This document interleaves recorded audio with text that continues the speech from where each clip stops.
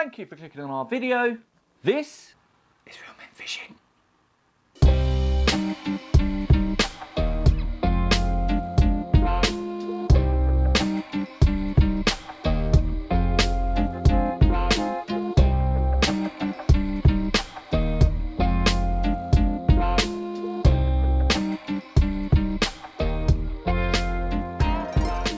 Let me start off straight away by saying a huge thank you to everyone who's watching this video and sticking by us through all the crappy times that we've had in the past and that we're going through now, to be quite frank. Believe me guys, just as frustrated as you on not being out on the bank. But I thought, why not spend a little bit of time to just chill out, sit back and explain to you guys what's been going on since we've been away and why we had to go away in the first place. So it all kind of started off last year really. As some of you may remember, while we were halfway through filming our series on hunting for a 30-pound carp, we had our rods nicked clean out of the garage. So when I got my rods nicked, it was so devastating at first because all I kept thinking was, dang man, we can't go out and film Reelmen.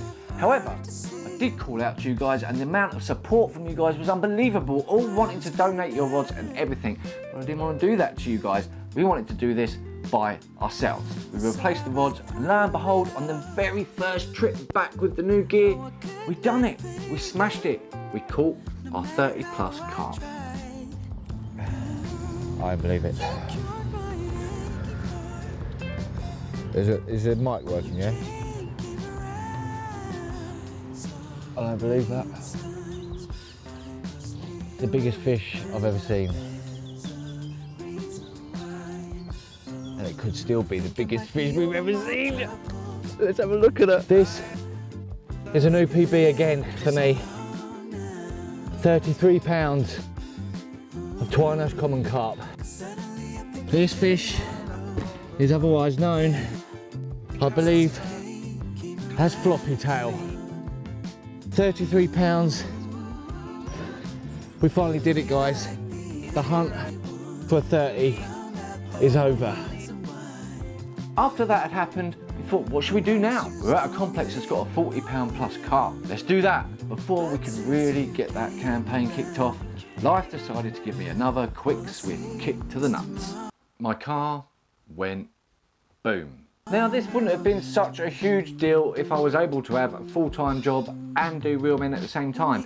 But the time in a day and a week just isn't enough to do that. Sometimes it took days to film some of the episodes of Reelmen and days to edit it afterwards, which kind of really left me with no choice but to just sell my fishing gear and buy a new car. Now pretty much days after I sold my fishing gear, I got contacted by a bait company and they asked if I would like to work with them to make them an advert. And that's exactly what we did. Maybe that will lead to other things. And it did. They then pushed me on to another tackle company, a much bigger tackle company. Now, I'm not going to tell you who they are, but I will say this. I've had their gear, you've had their gear, we pretty much all had their gear. But they were struggling, because although many people buy their stuff, no one really wanted to shout about it. So anyway, they ended up getting in contact with me and they wanted to set up a meeting, which was great. So I went straight down to the head office with the head guy of the company, sat in there for probably half hour, 3/4 of an hour, showing them some videos, having a chat with them. And one of the things that they really wanted to do was to just bring their brand into the future. So I said to them, right, this is kind of what we need to do. From my experience of trying to do this whole YouTube thing with fishing, Fox, Nash, all of them, all the great big companies that are out there doing fishing videos have one thing in common. Their fishing videos far superior to their product videos. What do I mean by that?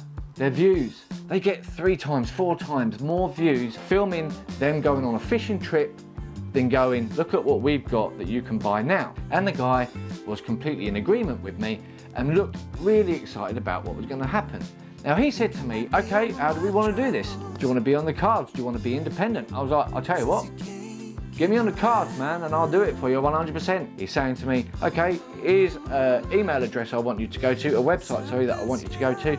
Pick out all the tackle that you need to do this, send that over to me, come up with a few ideas and whatever, send that over to me, and we'll take it from there. So, As soon as that meeting was finished, I was buzzing. I thought, this is it. This is our big break, man. This is our chance to make something amazing. Now, it meant dropping the name Reelmen, which was a bit of a dark, stormy cloud in what was otherwise a really nice golden situation. But I thought, hey, if this guy's going to let me have the full creative control of this, and I'm still going to be making exactly the same show that I was making before, just a different name, obviously I would have told you guys would have known where we'd be from now on, you would have come over, followed, whatever, it would have been a bigger audience for us, we would have still been making the same videos, it just wouldn't have been under the name Reelmen. I went home, I did exactly what he said, I wrote down all the list of everything that we'd need tackle-wise, I wrote down a whole list of all the episode ideas and where they'd be shot, even down to what tackle that them episodes would be highlighting to the viewer. I then wrote down the list of how we would place all the product videos and whatever throughout the week and all of this. I designed intro videos, I shot intro videos, done new logos for the videos. I was working non-stop from the minute that I walked out of that meeting. I was working non-stop. I sent all these ideas over and whatever, and he then said to me, I'm a bit busy at the moment, I'll contact you on such and such a date, which at the time I thought is fine because he's a busy man, I understand that, great. The date come along and I heard nothing. Left it a couple more days, heard nothing. Let's have a bit of a prod because I don't want to just sit here and wait for them. I want to show them that I'm hungry for it. I really want it. So I wrote them a message and said, hey, you know, any idea on what the situation is in what we're doing? I don't even think he got back to me that day. I think he got back to me the next day apologising for the fact that it was such a late reply. Basically turned around and said he didn't want to do everything that we spoke about in the meeting. I was like, okay, let's have a compromise. Let's at least see if we can compromise here. How about we don't do the episodes, we don't do the full-length episodes, even though that really is where your viewer is going to come in, your new viewer, the people that, you know, the interest, to get people interested, instead of just sitting there waffling on about what you're selling. How about I do product videos for you, and in return, you sponsor Reelmen. So we can be like, Reelmen Fishing, you know, brought to you by such and such and such and such. And they then turned around and said to me, they didn't want us, or they didn't want them to have anything to do with us. Which I thought, well, that's a bit harsh. And then I thought, okay, well, at the end of the day, I've got no gear. Another kick in the nuts, really, because he was still wanting these product videos. And after then pretty much basically making me feel like, well, why do you want me to do it if you're not interested in anything that I do or say to you anyway? Like, you know what I mean? Why do you want me to do this if you've got no interest in what I do? In the end, it got down to a point where I was like, I've still got to try and compromise. I still have to try and do something to get some gear sorted so I can carry on doing what I love to do. You give me a certain amount of fishing gear as payment for a bulk amount of product videos that I will make for you. He wanted 10 product videos made, and in return for that, I'm not going to tell you how much it was, but it was under £1,000 to spend in the shop for gear for myself as payment. I was like, okay, cool. Let's do that. Now, I was cutting my own balls off. The amount of work it takes to make a video is a lot. It can take days just to film it. Basically, I'm selling my soul to the devil to be able to continue with doing Reelmen. Every single time I tried getting in contact with him or talk to him, when are we going to start doing this? What are we going to do? How is it going to do? What do you want? When do you want it? I would get just ignored. And then someone completely different that I'd never even met, spoke to or anything was starting to reply to me, and it was like, well, who are you? I thought I was talking to the chief of the business, and now this someone completely different is talking to me, and you're not even on the same page as this guy, so you two guys aren't communicating, you're just reading emails that are addressed to him and replying to him without him even realising. And in the end, I was like, right, I need to get some help here. I need to get some some advice from people. In fact, one of the biggest guys on YouTube, they've got their own channel and they work for a huge tackle company and shoot their videos as well. I'm not going to say who they are, but you can probably guess what brothers I'm talking about. Turned around to me and said, "Do you know what? If it was us and we got that offer to make that many videos, we would have took that as an insult." Even though I knew that what I was doing really was overwork for the amount that I was going to get back, it still meant to me that I could carry on doing Reelmen, and that was the most important thing to me at the time. The second I walked out that building, it was like he turned around and said to everybody else that was in the office, "What a mug, can you believe that this guy thinks that we're going to do this?"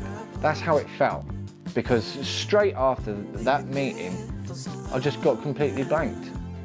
And whenever he did contact me, there was hardly anything said to me. It was always, "Oh, you know, hold on, next day, wait, we'll let you know, we'll let you know, we'll let you know." Even though I've already done all this work, I even shot a product video for them. Didn't get paid for it, all I got was to keep the product. And the product was nothing, probably worth about 40 quid. Again, it was a really tough choice, because it was a case of, if I don't do it, I'm not going to be able to make Reelmen, because I'm not going to have the gear to do it.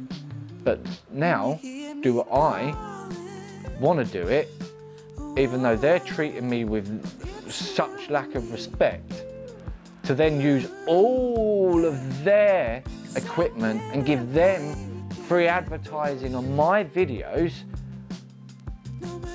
just so I can make my videos. Morally, it just didn't sit right. As much as I wanted to continue Reelmen because we was on such a roll at the time, I just had to cut my losses and just had to face facts that at the moment, this just ain't the way to do it.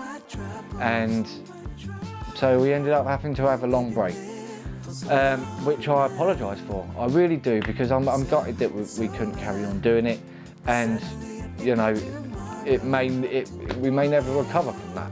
We'll do our best to carry on. Now this is what we're going to do. Because of the lack of gear and everything, 1 year, 1 rod, that is it.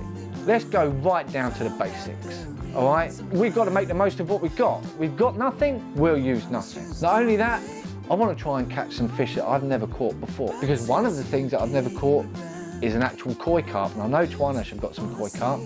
I've also never caught any zander. I've never caught a barbel. I've got a landing net coming, I've got a rod, I've got a reel, I've still got some bait left over from the work I did with Chorus, so thank you guys at Chorus for helping me out with that. So bait I'll be okay for carp and whatever, terminal tackle I still need to sort out, and a landing mat is what I need to sort out as well. Once that's done, we'll have enough to go out and shoot an episode, and I can't wait. If you want to help support the channel, you can. We've been designing some merch. You can go down in the link in the description. We've got our new look logo, t-shirts, hoodies. We've got women's wear as well. We've got Bivvy Bacon and Banter t-shirts, which I thought was quite a cool slogan. Mugs, cups, loads, stickers. Head over there and have a look. I don't really know if there's anything else to cover. I hope you all love the new look. And yeah, keep it real. And till next time, I'll see you later.